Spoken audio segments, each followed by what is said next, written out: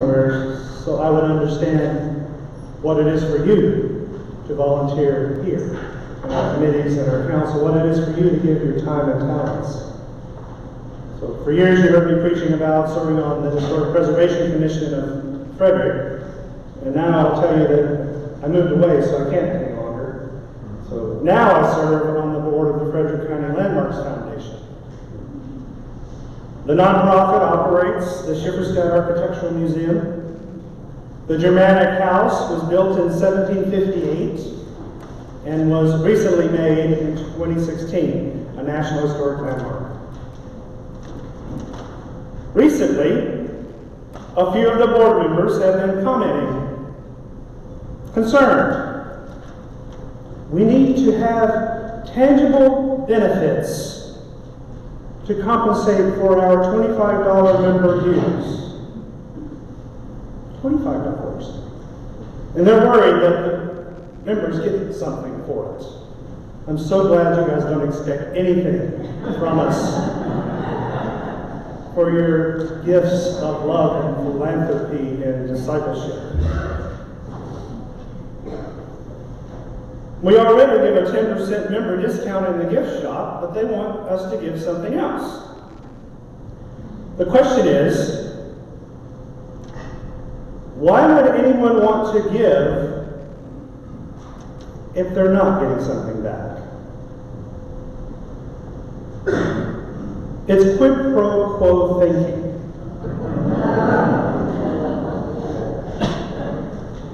I'll give you this as long as you give me that. I didn't like the idea that we would need to come up with $10 worth of value for a $25 donation. In Diana Butler Bass's most recent book, entitled Gratitude, she tells the destructive history of the quid pro quo, while heralding a new way of gift giving and grace receiving. A new way of gratitude that is rooted in Jesus' teachings. Rather than, I give, you give back, she promotes non-reciprocal giving. As you get a gift, appreciate it. Give thanks for it. Maybe keep it. Use it. Or maybe enjoy, give it away. Or enjoy, give away something else. But not to the original gift giver. Pass it on to someone else. I'm reminded of Jesus' water to wine motif, and I'm reminded of Jesus' command to the disciples, you go feed the 5,000. Don't send them out to buy their own food. You feed them. And are reminded of Jesus' healing stories. Go back, remember, they're all free of quid pro quo dealings. He gives freedom. 1 Thessalonians teaches, rejoice always, pray constantly, and give thanks for everything. It's hard for us to do. It's especially hard for us to do.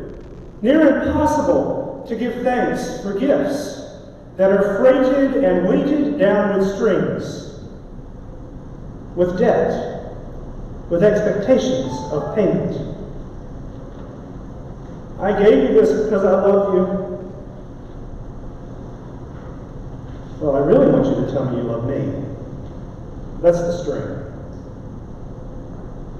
So back to landmarks, I will advocate that landmarks keeps giving the 10% discount, but jettison their worries about what the donor gets in return. Instead of calling them dues, think about the word due. It's a word that vibrates with you owe us. Maybe we'll call them gifts. I call them pledges, but that's been used elsewhere. Maybe there on that board, I'll encourage them to cultivate philanthropy, saying things like to the community of Frederick and all those people who come, folk of Frederick, history buffs, German descendants, join our mission by helping us take care of this really old building and help us to teach people about our nation's history through it. Give us your gift. And what you get in return is being a part of that mission. And 10% in the gift shop. Anti-quid pro quo thinking vibrates within our scriptures, vibrates within Jesus' teachings. Think about it. Quid pro quo. Systems of quid pro quo are cancerous, invasive, hard to root out, pyramid-shaped power structures. All unpacked in Diana Butler Bass's book.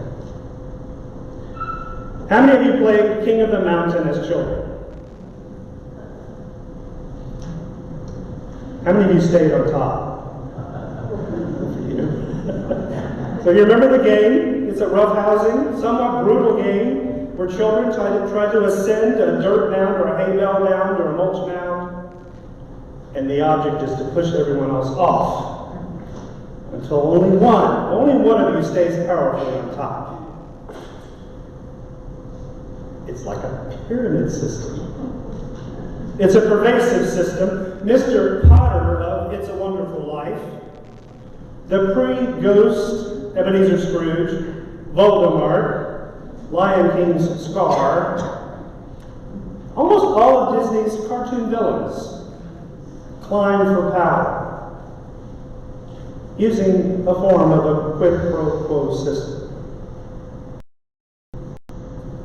History names it many names. It's named a pharaoh system, imperialism, feudal, Caesar, Trump's system, President Trump's old reality show, The Apprentice, operated steeped in the feudal system of debts and dues and owing.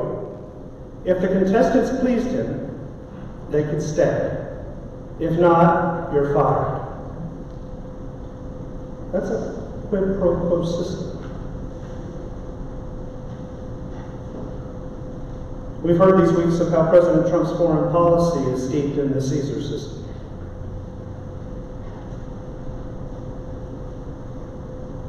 Should we forgive him for being embedded in a Caesar system? Our culture is ripe within a Caesar system. Our economies work on quid pro quos.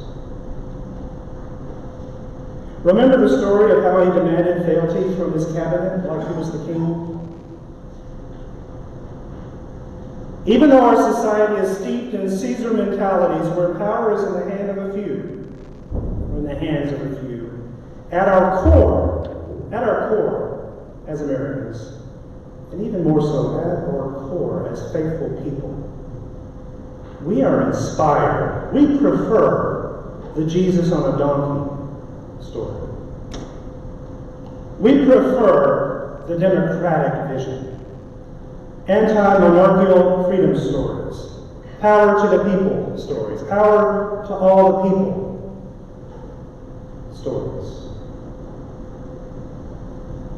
Diana Butler Bass, you might wonder, why is Zacchaeus in this scripture today? Well, Diana Butler Bass unpacks a brilliant interpretation of the wee little Zacchaeus story. She teaches that Zacchaeus isn't that spiritually hungry man who was just too short to see Jesus. That spiritually hungry man who couldn't see Jesus over the crowd and therefore scurried up a tree to see. A man wanting spiritual benefits. Instead, she points out that, Zacchaeus was a mid-rank political and economic abuser in the Roman Empire's Caesar system. In the Caesar system, Caesar was called Almighty Lord and Savior. Caesar was the mighty owner of all things, the provider of all things, the patron of all people.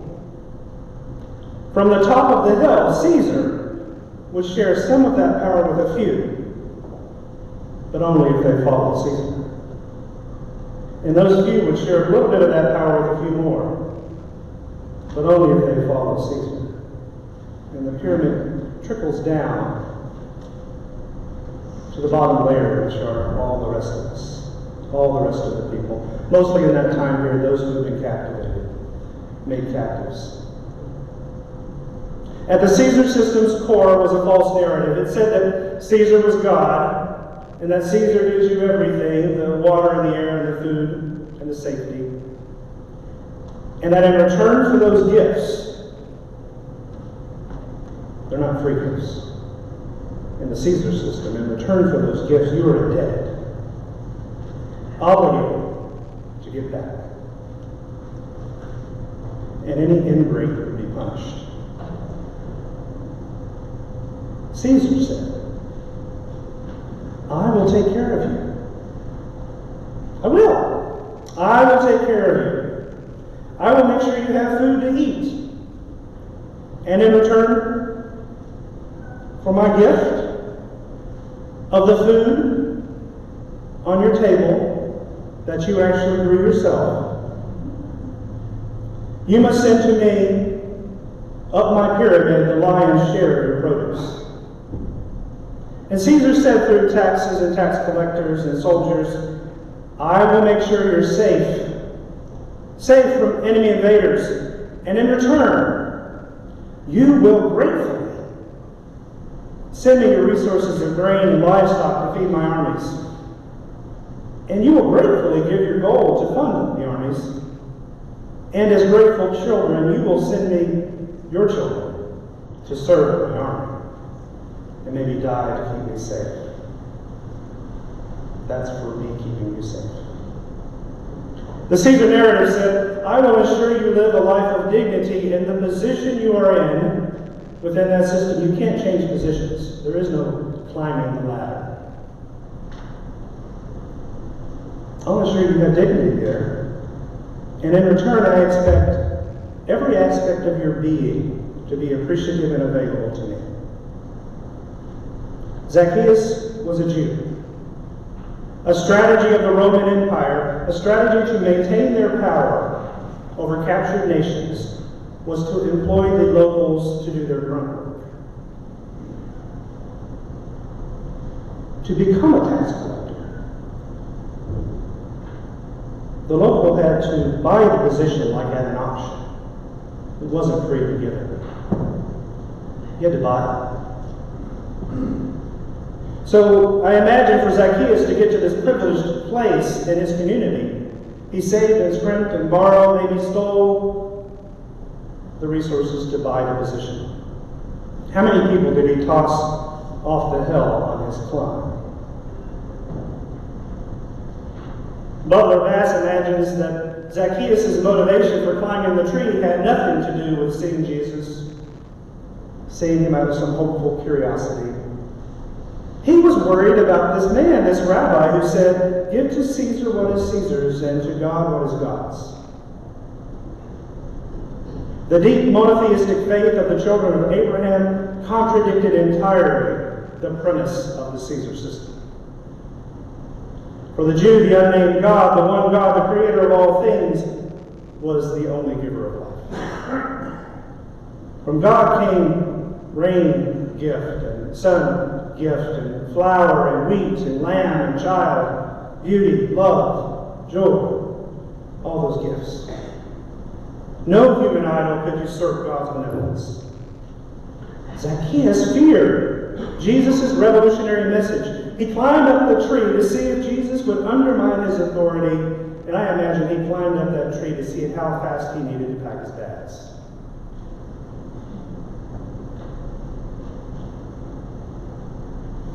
Butler Bass preached. Zacchaeus thought that gratitude was a political structure of benefactors and beneficiaries that he could manipulate for his own benefit.